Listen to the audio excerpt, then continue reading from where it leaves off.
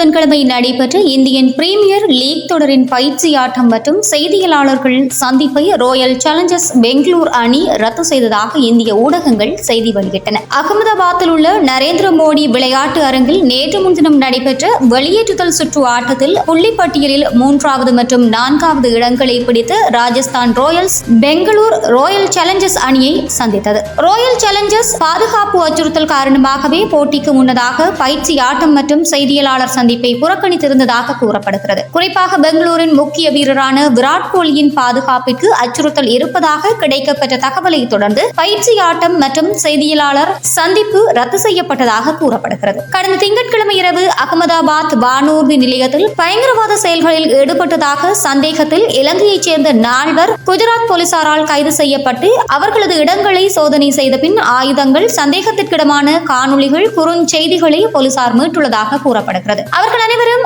ISIS தீவிரவாத அமைப்புடன் தொடர்புடையவர்கள் என்றும் தெரிவிக்கப்படுகிறது. மேலும் இது தொடர்பில் இரு அணிகளின் நிர்வாகங்களுக்கும் குஜராத் காவல்துறை தரப்பில் இருந்து முன்னெச்சரிக்கையாக தகவல் வழங்கப்பட்டதாகவும் இது குறித்து அகமதாபாத் போலீஸ் அதிகாரி விராட் கோலி அகமதாபாத் வந்தபின் 4 பேர் கைது செய்யப்பட்ட விவகாரம் தொடர்பாக தெரிவிக்கப்பட்டது. விராட் கோலி இந்திய நாட்டின் முக்கிய நபர், அவருக்கு பாதுகாப்பு அளிப்பது எங்களின் முக்கிய பணி என்றும் தெரிவித்துள்ளார்.